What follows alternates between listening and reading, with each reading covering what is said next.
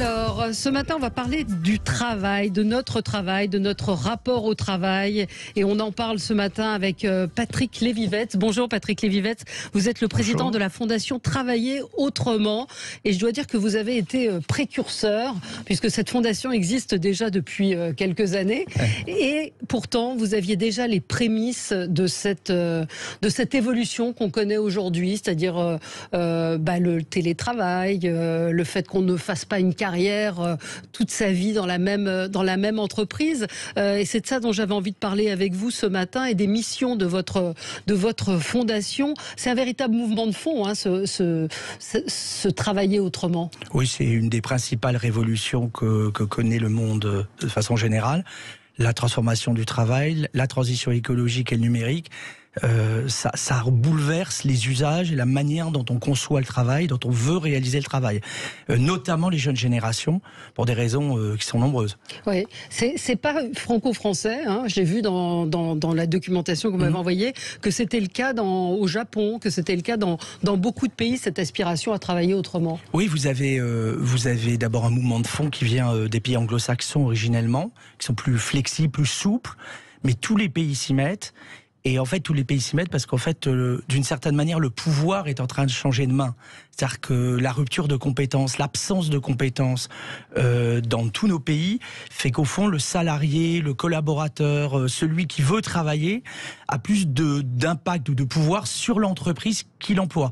C'est-à-dire, en fait, c'est un renversement complet de la manière dont on concevait historiquement le rapport au travail. Ce qui se passe dans la restauration, on voit des restaurateurs qui aujourd'hui, pour avoir du personnel, ont changé et proposent 3 jours de repos pour 4 jours de travail. C'est un peu ça, c'est ça. C'est l'exemple même de l'adaptation de la société, d'une entreprise à un salariat qui a plus envie de travailler comme des tarés, comme des dingues. Oui, c'est exactement le sujet. En fait, le Covid, la crise du Covid, elle a cristallisé un mouvement de fond qu'on ne voyait pas émerger et qui au fond est assez simple. C'est au nom de quoi je passe 1h30 dans les transports le matin, 1h30 le soir, dans un stress impossible, c'est vraiment tendu.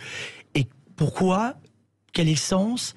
Quel est l'intérêt au fond d'avoir ce mode de vie quand en plus mon logement, plus je suis dans les grandes villes, plus mon logement est cher, et donc je gagne plus, mais il est englouti dans un salaire qui n'est pas adapté, qui est pas satisfaisant. Et donc à la fin, ma question c'est quel est le sens du travail et comment je peux faire pour avoir une autre qualité de vie tout en travaillant évidemment utilement. Enfin, comment vous aviez-vous anticipé cela? Parce que la fondation, vous l'avez lancée il y a 3 ans, c'est ça? Non, plus que 2013. Ça. 2013, oui. C'était on regardait avec des yeux incroyablement précurseurs. En fait, parce que c'est les 1001 façons de travailler différemment que vous. Oui, il y avait déjà près de 2 millions de personnes en France à l'époque qui faisaient plusieurs activités en même temps. On avait en plus un phénomène qui était très simple, c'est quand on posait la question du stress au travail, on voyait que les gens parlaient de avant le travail, de après le travail, des transports, des mobilités, du logement, mais plus de la question sociale au sens classique du terme, celle qu'on connaît historiquement dans la lutte des classes, qui avait fait au fond la structuration du monde du travail dans notre pays. Et en fait, on s'est dit, c'est donc que tout le mouvement du rapport au travail qui est en train de se muer. Et après, il y a eu Uber, il y a eu tous les phénomènes qu'on connaît, les VTC. C'était avant Uber. C'était avant Uber. Oui, avant Uber. On avait ouvert le sujet avant Uber. Ouais. Mais l'idée, c'est aussi de savoir comment on va s'en sortir, comment on va avancer avec cette modification du rapport au travail. Parce qu'on a le sentiment aujourd'hui que plus personne n'a envie de travailler, plus personne n'a vraiment envie de travailler. Donc comment faire? C'est un petit peu ce que vous expliquez aussi, c'est qu'il y a, je recommande vraiment aux gens d'aller voir votre site, Fondation Travailler Autrement. Il y a plusieurs choses. C'est pour les cadres, le manque de reconnaissance en particulier, et puis il y a toute cette enquête passionnante sur les invisibles, c'est-à-dire ces gens qui travaillent dans le secteur tertiaire et qu'on ne voit pas, qu'on n'entend pas. Les élections qui viennent de se dérouler hier soir disent quelque chose de notre société.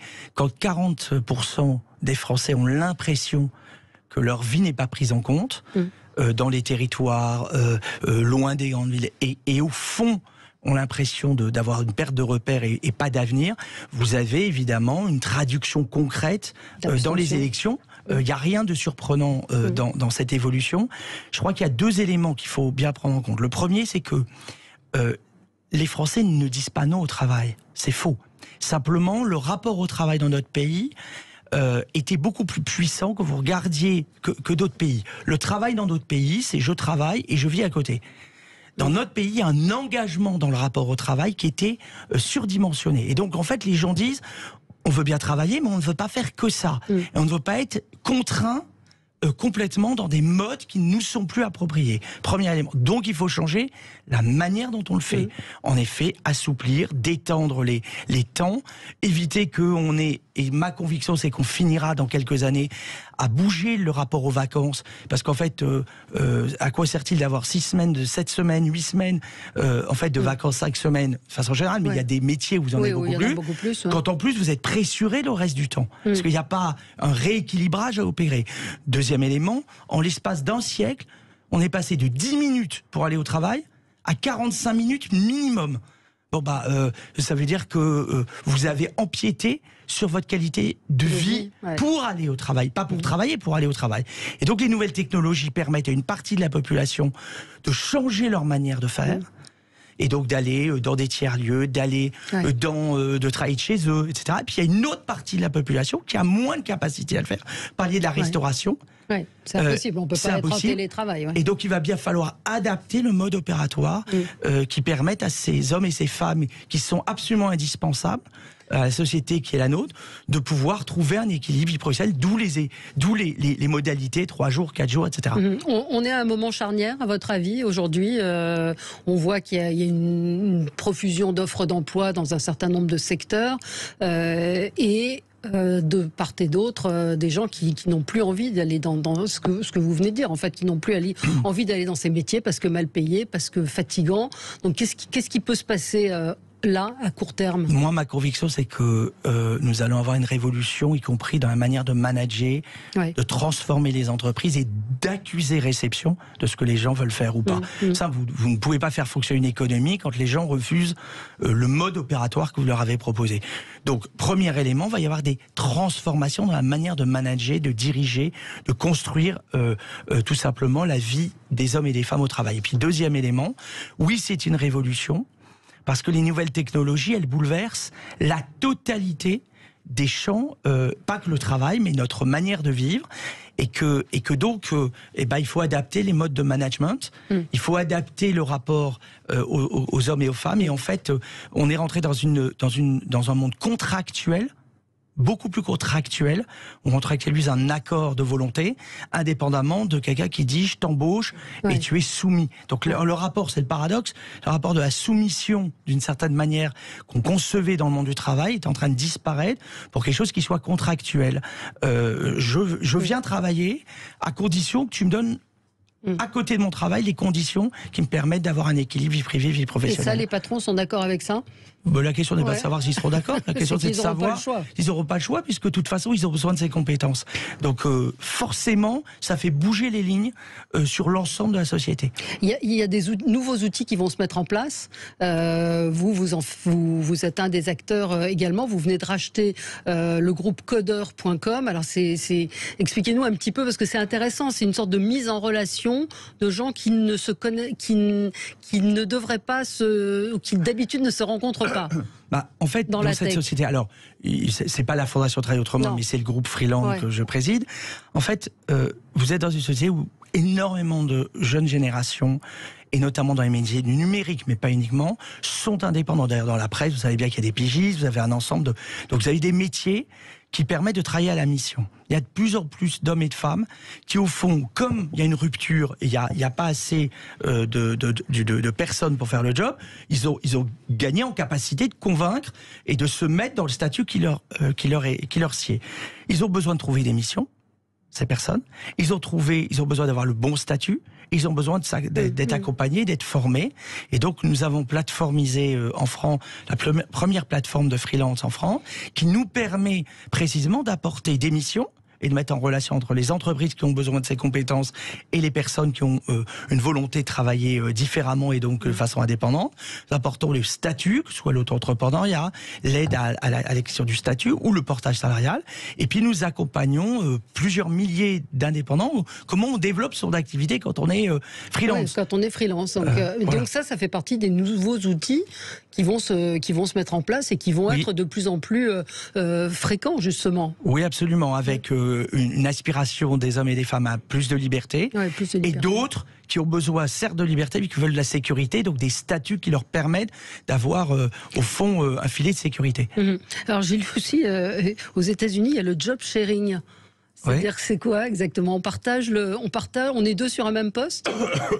En fait, quand vous êtes 3 jours par semaine, vous parliez de la restauration, il faut bien, un même poste va être divisé en 2. Donc ça fait partie des évolutions aussi possibles. Bien entendu. Bien entendu. On va avoir 2 personnes, par exemple, pour un même poste. Oui, vous aurez. Je reprends toujours cet exemple de restauration parce qu'il est, je trouve, très singulier et probablement très emblématique de ce qui se passera.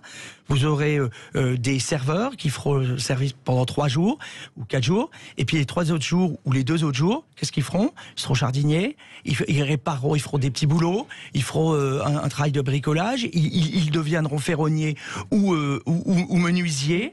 Peu importe, et ils apporteront une compétence dans leur village, dans leur ville moyenne, dans leur territoire. Et donc on va voir en effet le fait qu'on a on est slasher, on a plusieurs jobs en même temps, et 2, tout simplement, on partagera notre job avec quelqu'un d'autre. Il y a aussi une chose intéressante, toujours en regardant votre site de la Fondation, c'est qu'il y a 1001 formes d'emploi ou façons de travailler. Et c'est assez méconnu, en fait, toutes ces manières de travailler. Oui, c'est méconnu en France parce que la question du salariat et du CDI est une forme de tabou social. Autour duquel d'ailleurs nous on a beaucoup d'interrogations, parce qu'aujourd'hui un CDI c'est normalement un contrat à durée indéterminée. La durée dans le temps était de 15 ans, elle était de 10 ans il y a 5 ans et elle est de 8 ans aujourd'hui. Donc on voit bien. Et les nouveaux CDI, ça dure 5 ans parce que les gens partent de leur job. Donc on voit bien qu'en fait, cette réalité recouvre des choses différentes, d'où les provisions que nous avons faites et que les gouvernements successifs y viennent tout doucement, mais mettent du temps. C'est la portabilité des droits, de pouvoir avoir une activité en accumulant des droits, mais sans avoir besoin d'un statut spécifique pour pouvoir en bénéficier. Donc il y a des révolutions qui sont en cours, les Pays-Bas notamment, les pays anglo-saxons où ils travaillent, on y travaillera aussi dans ce pays comme les autres. Oui, bon, écoutez, on va suivre ça avec beaucoup d'attention. Il y a vraiment cette enquête sur les invisibles qui est passionnante à découvrir sur le site de la Fondation Travailler autrement. Est-ce que c'est la fin du CDI ? Aussi. Non, c'est pas la fin du CDI, mais c'est la fin d'une croyance qu'on vit du début de sa carrière jusqu'à la fin dans la même entreprise. C'est définitivement terminé. Ça, c'est terminé. Ouais.